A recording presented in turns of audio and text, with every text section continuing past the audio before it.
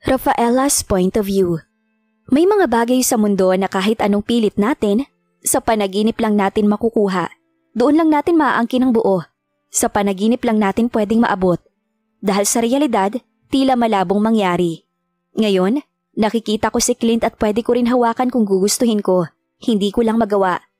3:00 pa lang ng umaga pero gising na ang diwa ko. At ang pinakamagandang pagbati sa umaga ay ang makita siyang mahimbing na natutulog sa tabi ko.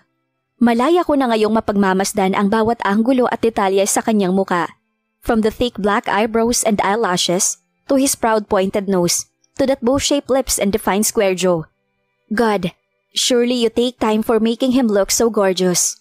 Noon hindi ko inakala na mamahalin ko siya. Hindi ko kailanman naisip na mahuhulog ako sa kanya. Naaalala ko ang sarili ko bilang isang takot na babae dahil sa pinapakita niyang galit. The way his piercing eyes darted on me, the way he gritted his teeth and clenched his jaw, lahat ng yon ay nagdudulot ng kaba sa akin. Kaya paanong mamahalin ko siya gayong takot ako sa kanya. Alam na alam ko rin kung saan ang lugar ko sa buhay nila, kaya hindi ko inaasahan na sa lumipas na mga araw ay tuluyan na uusbong ang damdamin na sa una pa lang dapat pinigilan ko na. But how can I stop myself from falling for this man? Kung tatanungin ako tungkol sa kahulugan ng pag-ibig, marahil ang isasagot ko sa taong nagtanong ay sarkastikong tawa lamang. Love is nothing more but a mere feeling. A feeling that might make you as a person or destroy you as an individual. Maraming tumitino dahil sa nagmamahal sila. Pero marami rin na nababaliw dahil sa pagmamahal na nararamdaman nila. Palagi kong nakikita ang pag-ibig sa negatibong bagay. Kung magmamahal man ako, sisiguraduhin ko kung kailan tama na ang panahon. Sa tamang pagkakataon at sa tamang tao iyon. Pero sino ba naman na mag-aakala na magmamahal ako sa maling panahon at maling pagkakataon? Ang tama lang yata ngayon, ang taong pinili kong mahalin. Kasi hindi ko pagsisisihan na minahal ko siya. Every story has an end. It could be happy, sad or tragic. Ang kwentong pinasok ko ngayon, hindi ko alam kung magkakaroon ba ng masayang wakas. Dahil alam ko sa oras na magising siya at maalala niya ang nangyari sa aming dalawa kagabi at tuluyan na niya mapagtanto ang lahat, magiging maliwanag na yun sa kanya. A woman could be the virginized only once. Alam ng lahat yon. At sa nangyari kagabi, imposibleng bumalik sa pagiging berhen si Eudora. Kaya malalaman niya agad ang pinagkaiba naming dalawa. He is my first. I won't regret my decision that I gave it to him. Dahil wala na akong mamahalin ng higit pa sa kanya. Kung may dumating man, alam kong hindi magiging madali na mapalitan siya. I love him. My heart says that. Ngayon na alam kong matatapos na ang lahat, hindi iyon magbabago. Minahal ko siya ng buong puso bilang si Rafaela. Walang pagkukunwari at pandaraya. Mahal ko siya bilang si Rafaela. Kaya sa huli, mamahalin ko pa rin siya bilang ako, kahit hindi na ako maging parte ng buhay niya at ng mga bata. I sighed, hoping it could help me. Kaso mas bumigat pa yata ang dibdib ko. Maingat akong umupo mula sa pagkakahiga sa kanyang tabi. Nang saglit na gumalaw ang mga binti ko, ay may kirot pa akong naramdaman. Kaya ang lungkot at sakit na kanina ay lumulukob sa akin, ngayon naman ay napalitan ng kaba. Makakalakad pa ba ako? Nilingon ko ulit siya at pumikit saglit nang sumagi sa isip ko ang mga pangyayari kagabi. Goodness, kay aga-aga hindi na agad magandang nararamdaman ko. It won't happen again. It is our first and definitely our last. Baka magalit pa siya sa akin mamayang gumising siya. Kaya umiling ako para iwaglit lahat ng bumabagabag sa isip ko. Maingat akong lumayo sa kanya. Kahit naman pakiramdam ko hindi siya magigising agad dahil lasing yan kagabi. Late na siya magigising sigurado ako. Nang umapak ang dalawa kong paa sa malamig na sahig, pakiramdam ko manghihina pa yata ako. Kaya hinayaan kong matanggal ang kumot sa katawan ko at itinukod ang dalawang kamay sa kama para maitulak ang sarili papatayo. Diyos ko, impit kong ininda ang hapdi sa pagitan ng hita ko. Alam kong masakit yun sa una. Alam kong masakit din iyon sa umaga pero hindi ko alam na ganito ang mangyayari sa akin. Napalunok ako nang magsimulang maglakad sa paanan ng kama at hanapin ang damit ko. Sa tuwing sumisigid ang kirot sa pribado kong parte, ay napapangiwi na lamang ako. I remembered myself crying last night. Masakit iyon. Sobra. Nang maisuot ko na lahat ng saplot, walang ingay akong lumabas at maingat na lumakad papunta sa kwarto ko. Kung may mapapansin man sa akin, paniguradong iyon ay ang paglalakad ko. Hindi ko maidikit ng maayos ang mga paa ko dahil masumasakit iyon. Maaga pa. Pero dire-diretso na agad ako sa bathroom at naligo sa mainit na agos ng tubig. Matapos ang pahirapang pag-ihi dahil sa matinding hapdi nun, ngayon lang ako nakaramdam ng ginhawa sa ilalim ng shower. It feels good and relaxing. Parang nababawasan nito ang hapdi at pananakit ng pribado kong parte. Nang matapos ako, nagpalit agad ng cotton shorts at t-shirt. Nagagawa ko ng pagdikiti ng maayos ang hita ko kahit medyo masakit pa rin iyon. Kahit ang puson ko, sumasakit rin. Nadatnan ko si Saling at Nay Conchita sa kusina na nagsisimula ng magluto para sa almusal. Ngumiti ako sa kanila at tumulong na rin. Panay ang sulyap sa akin ni Nay Conchita habang naghihiwa ng sibuyas, kaya hindi ko mapigilan ang sariling salubungin ng tingin niya. "Bakit po, Nay Conchita?" Ngumiti siya. "Wala naman, parang may nagbago lang sa'yo." Aniya na may naglalarong ngiti sa mga mata. Po? Siguro kasi naligo ako." Bigla ay tumawa siya at mukhang kanina pa yon pinipigilan. Si Saling naman ay tumingin din sa akin at pagkaraan ay nag-iwas at ngumiti. "Alas 4 pa lang pero naligo ka na?" Si Nay Conchita nahimig ng aasar. Uminit bigla ang pisngi ko nang mapagtantong may asawa na siya. Maalam siya sa mga bagay-bagay na pribado. Kahit hindi ko man sabihin, mukhang may iniisip na sila. Hindi na ni Nay Conchita ninagdagan ang sinasabi niya, kaya inabala ko ang sarili sa pagluluto. Tahimik lamang ako habang inaasar niya na naman si Saling. Hindi na tungkol kay Carlo, kung hindi sa anak niyang may gusto raw kay Saling. "Tigilan niyo nga po ko, Nay. Wala sa isip ko mga ganyan. Sa sunod na lamang kayo mang-asar." Ani Saling na tinawanan lang ni Nay Conchita. Hindi na ako humirit dahil nahihiya pa rin ako. Siyempre kakaiba talaga yon. Alas 4 pa lang naligo na ako, samantalang hindi ko yun ginagawa noon. Nang bumaba si Summer at Rain ay saktong nakhanda na ang pagkain. Kagaya ng mga nakaraang araw, tinitingnan muna nila ang leeg ko kung may suot na kwintas bago ang muka ko. "Good morning, Mommy!" Rain greeted. Ngumiti ako at sinalubong sila para halikan.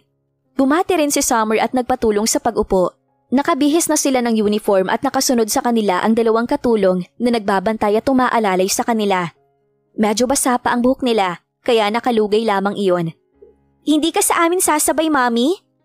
Si Summer na nakatingin sa akin. Umiling ako ng marahan at ngumiti. "Sabay na lang kami mamaya ni Daddy ninyo.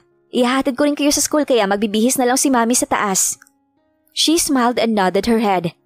"Hintayin ka na lang namin, Mommy." Ani Rain na naglalagay na ng bacon at hotdog sa pinggan niya. Hinalingan ko muli ang kanyang mga noo bago umalis at iwanan sila. Diretso ang akyat ko sa kwarto at nagpalit ng jeans at blouse na kulay pink. Ganito naman lagi ang suot ko. Komportable ako at maayos naman ng ganito. Kaya nang matapos ako ay bumaba muli. Nadatnan ko sila sa salas na nagtatawanan. Sinusuklay ni Rain ang buhok ni Summer at may kinakanta pa silang dalawa. "I will tell Daddy to buy us Barbie that looks like Rapunzel." Ani Summer. "We already have lots of toys." Kontra ni Rain. Summer giggled. "I know, but I want Rapunzel." Hindi na sumagot si Rain nang makita ako. Ibinigay niya sa katulong ang suklay at tumayo mula sa pagkakaupo sa sofa. Ganoon din si Summer na naglakad palapit sa akin. Hinawakan ko ang kamay niya at ganoon din kay Rain. Medyo madilim pa sa labas dahil alas 5:30 pa lang. Pasikat pa lang ang liwanag ng araw. Sa garahe ay naghihintay na si Carlo at nang makita kami, agad na binuksan ang sliding door ng SUV. Sa likod namin ay nakasunod ang 2 katulong na nagdadala ng gamit nila Summer at Rain. Pinauna ko si Rain, kasunod si Summer at ako. Si Carlo naman ay agad umikot para paandarin ng sasakyan. "Mommy, can you tell Daddy later that I want a Barbie that looks like Rapunzel? Do you know her? Siya yung may mahabang buhok. Whenever she sings, her hair glows." Ani Summer nang umusad ang sasakyan. Ngayon na nabanggit niya yon ay wala sa sariling nakagat ko ang ibabang labi. "Yes, baby. I will tell your daddy later." Ngumiti siya at bumaling kay Ray na nagkukwento na tungkol kay Rapunzel. Tahimik naman ako. Mamayang pag-uwi ko baka gising na si Clint. Ayun na ang tamang panahon para sabihin sa kanya ang lahat. Magtataka yon at pwedeng magtanong. O kahit hindi na siya magtanong, kusa na akong magpapaliwanag. May ebidensya na siya ngayon na hindi ako si Eudora. Kulang pa ba yun? Sasabihin ko rin sa kanya ang pagkikita namin ni Eudora. Alam kong magagalit siya sa lahat ng paglilihim at pagsisinungaling ko.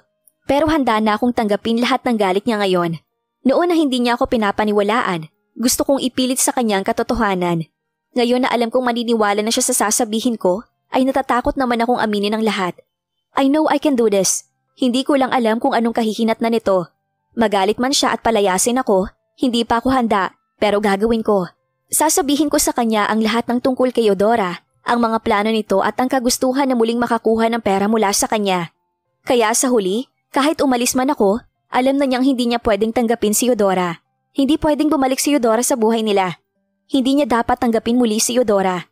Pero ano nga ba ang alam ko sa pwede niyang gawin?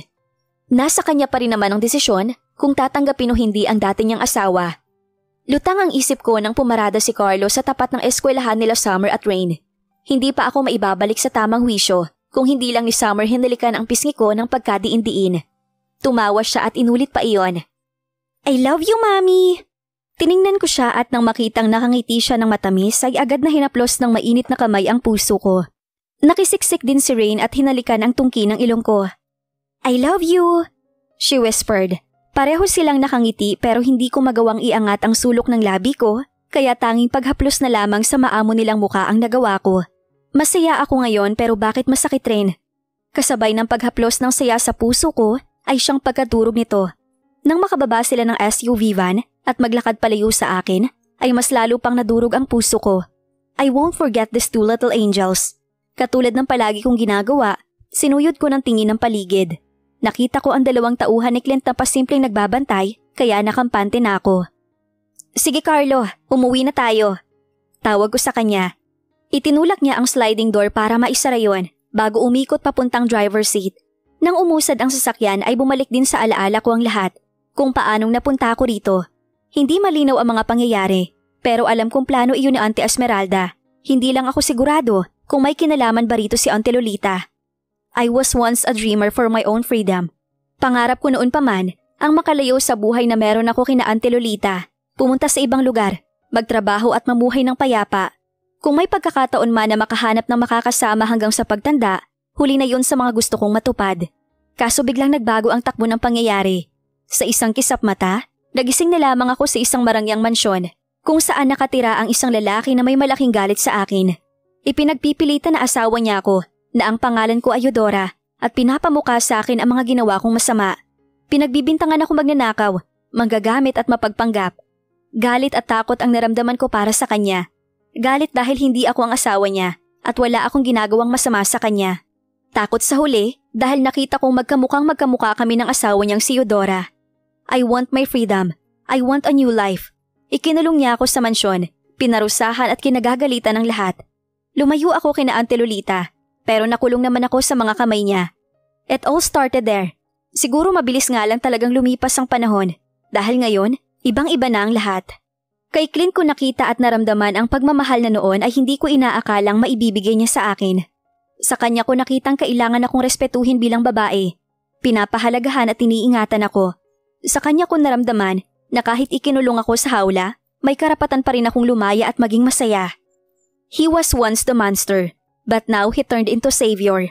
Dahil hindi ko itatanggi na naging masaya ako, naging kontento ako sa hiram na buhay ni Eudora at natuto akong magmahal na dati ay wala sa mga plano ko.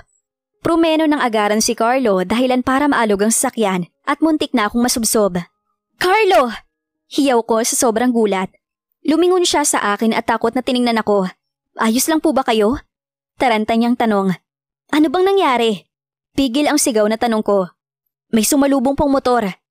Aniya at itinulak ang pintuan ng driver's seat para siguro i-check ang nangyari sa labas. Pero hindi pa man siya nakabababa, nakita ko na ang pagbungad ng isang lalaking nakamask na itim at itinutok ang baril nito kay Carlo. Mabilis ang pangyayari dahil bumukas ang sliding door ng SUV at bumungad din doon ang dalawang malalaking lalaki na nakaitim at may suot na itim na mask at tanging buhok at mata lamang ang nakikita. Kumalabog ng mabilis ang puso ko. I didn't see this coming. Pumasok ang isa at marahas na hinawakan ang kamay ko para mailabas. Bitawan mo ko! Pinilit kong magpumiglas pero mas malaki siya ng triple kesa sa akin. Kaya napagtagumpayan niyang hilahin ako palabas. Senyorita! Rinig kong sigaw ni Carlo. Manahimik ka! Bitawan niyo ako! Umangat ang katawan ko at matagumpay niya akong nakaladkad palabas. Sa likod ng sasakyan namin ay may nakaparadang puting van na sobrang pamilyar sa akin. Bumukas ang pinto nun at lumabas ang babaeng inaasahan ko. Natigilan ako sa pagpupumiglas na makita siya. Walang makeup ang muka. Nakalugay ang buhok at simpleng jeans at puting blouse ang suot. Kung hindi ko pa siya kilala, paniguradong iisipin ko na ako siya. Ngayon na walang kolorete ang kanyang muka at simple lang ang suot na damit, hindi si Eudora ang nakikita ko, kung hindi ang sarili ko. Nang makalapit siya sa akin ay agad siyang umisi. Rumagasa ang kaba sa dibdib ko pero hindi ko yun sa kanya ipinakita. Ayaw mo maging ako? Aniya na may mapang-insultong ngiti. Hayop ka? Mas ngumiti pa siya. Mali ka. Umiling-iling siya. I already told you, don't disappoint me, little Rafaela. Dahil hindi mo ko kaya. Naglakad siya palapit sa SUV at sumakay. Nanlaki ang mata ko nang itulak ako ng lalaking nasa likod ko at marahas na hinawakan ang kaliwa kong kamay at itinapat iyon kay Eudora. She pulled the ring from my finger. Ang bigay na singsing ni Clint ay nakuha niya. Tiningnan niya iyon saglit bago isinuot sa kanyang daliri. Sige na, dalhin niyo ng babaeng yan. Dispatcha niya. Hayop ka, Eudora? I shouted at the top of my lungs. Pero alam kong walang ibang makakarinig sa amin ngayon dahil nasa dulo na kami ng daan kung saan mga puno na lamang ang nakapaligid sa kalsada.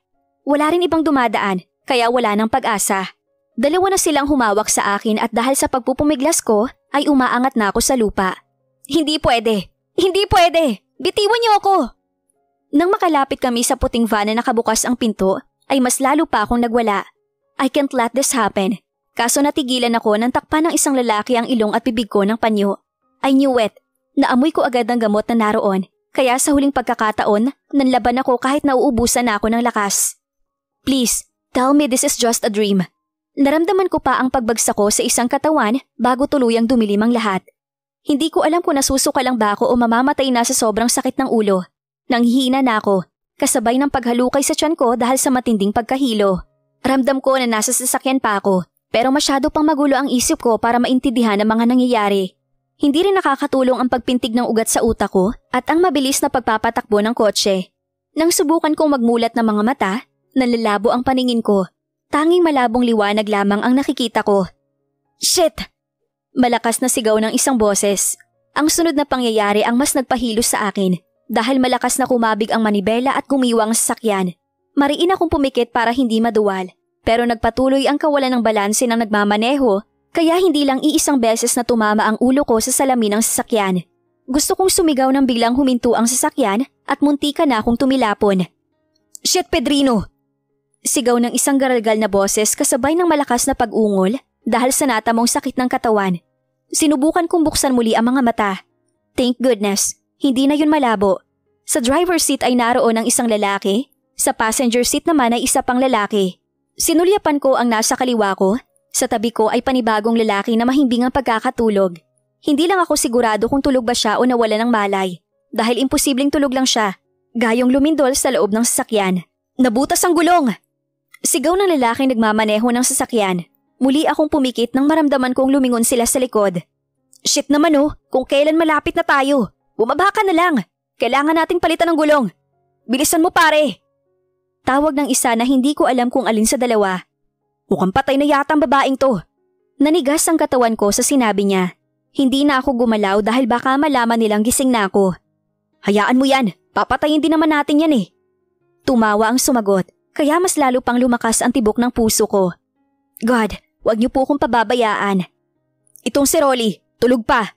Bumaba ka na sabi, tulungan mo ko rito. Narinig ko ang pagbukas-sara ng pinto sa passenger seat. Mukhang lumabas na silang dalawa. Maraming butil ng pawis ang nararamdaman ko sa noo ko. Sobrang sakit na ng dibdib ko dahil sa malakas na tibok ng puso ko. Nakalimutan ko na ang pagkahilo dahil sa mga narinig. Papatayin nila ako. Nagmulat ulit ako ng mga mata at binalingan ng katabi. Nakahilig siya sa salamin at natutulog pa rin. Sa gilid ng kanyang bewang ay nakasuksok ang isang barel, kaya umayos ako ng upo at dahan-dahan na inabot iyon. Tinitingnan ko ang mukha niya, baka biglang magmulat siya ng mga mata. Pinapanalangin ko na lamang na sana hindi pumasok ang dalawang lalaki upang hindi nila ako mahuli. Nang makitang wala pa rin reaksyon ng lalaki, mabilis kong hinugot ang barel. He didn't even move. Ewan ko ba kung patay na siya o wala lang malay, pero pinagpapasalamat ko yon. Mabilis akong bumalik sa pagkakasandal sa pintuan ng sasakyan nang marinig ang pagbukas ng pinto sa driver's seat. Isinuksok ko sa gilid ang barel para hindi nila makita. Muli kong narinig ang pagkakasara ng pinto pero hindi na ako nagmulat ng mga mata. Ilang segundo pa ang pinalipas ko bago punuin ng hangin ang baga at pilit nilabanan ang kabang nararamdaman. Kailangan mong makatakas, Rafaela. Hindi ka pwedeng mamatay. Tumakas ka. Lakas loob kong hinawakan ang barel at maingat na umayos ng pagkakaupo para mabuksan ang sliding door ng van. Nanginginig ang kamay ko habang nakahawak sa gilid at umaasang sana hindi nila mapansin ang ginagawa ko. Mukhang nasa likod ang sirang gulong. Hindi lang ako sigurado kung saan dahil hindi ko pa sila makita. Nang mag-ingay ang pintuan dahil sa paghila ko, mas lalo pang dumagundong ang dibdib ko. Tumigil ako saglit at pinakiramdaman ng paligid pero wala namang kakaiba. Kaya nagpatuloy ako sa paghila. Mabagal at maingat.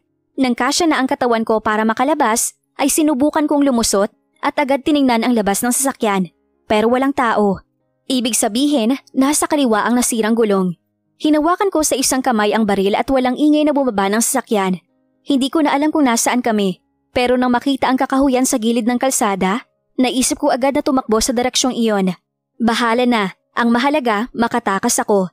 Nang makaapak ang dalawa kong paa sa lupa, dali-dali akong tumakbo palayo sa van. Hindi ko na inalintana ang pananakit ng ulo ko at maging ng buo kong katawan. Kailangan kong makalayo, makatakas at mailigtas ang sarili ko. Pero hindi pa man ako gaanong nakakalayo. Nasa bukana pa lang ng mga punong kahoy ay sunod-sunod na putok ng baril ang sumunod sa akin. Napatali naman ako na muntik na akong tamaan. Diyos ko, kaya mas binilisan ko ang takbo. Hindi na lumingon at hindi na sila ginantihan ng putok ng baril. Ito ang unang beses na nakahawak ako ng baril. Kung babarilin ko sila, ay hindi rin ako sigurado kung matatamaan ko sila. Kaya mas mabuting tumakbo na lamang ako palayo. Mas may tsansa ako mabuhay at makatakas sa kanila. Dahil sa sobrang takot ay mas binilisan ko ang takbo. Lalo na't alam kong nakasunod na sila sa akin. Maliwanag pa, may araw pa, kaya hindi rin ako makakapagtago sa kanila. Kailangan kong bilisan ang takbo at baka hindi nila ako maabutan. Baka may mahingan pa ako ng tulong. Pero saan? Nasa kakahuyan ako. Mga matatayog na puno lamang ang nakikita ko. Mga halaman at mga malalaking bato. I groaned in pain. Sumabit sa isang nakausling sanga ang binti ko. Hindi ko na muna iyon pinansin kahit alam kong malalim ang sugat. Tuloy-tuloy lang ako sa pagtakbo hanggang sa umulan na naman ng putok ng baril dahilan para maiyak ako sa takot. Shit! Lumiko ako sa kaliwa kahit na hindi ko na alam kung saan ko dinadala ang sarili. Bilisan mo! Rinig kong malakas na sigaw ng isang boses. Malapit na sila. Diyos ko, wag niyo po akong pabayaan. Tumigil ako sa pagtakbo at lumingon. Wala akong makitang nakasunod sa akin kaya nagpatuloy na naman ako sa pagtakbo. Baka nailigaw ko na sila. Natigilan akong muli nang makita ang isang lalaki na tumatakbo sa kaliwa ko. Mukhang hindi niya naman ako nakita, kaya umatras ako tumungo sa kabilang direksyon. Mukhang naghiwalay na sila ng kasama niya para mahanap agad ako. Hingal na ako at kinakapos na ng hangin, pero hindi ko na binalak pang tumigil. Kailangan kong makalayo sa kanila. Kailangan kong mailigtas ang sarili ko. Hindi pwedeng dito ako mamamatay. Hindi pa ako pwedeng mamatay. Pinigilan ko ang sarili na maiyak dahil manlalabo lamang ang paningin ko. Pero hindi ko kaya. Halo-halong emosyon ang nararamdaman ko. Hindi ko na magawang huminga ng maayos dahil sa pagod at kabang pinaghalo.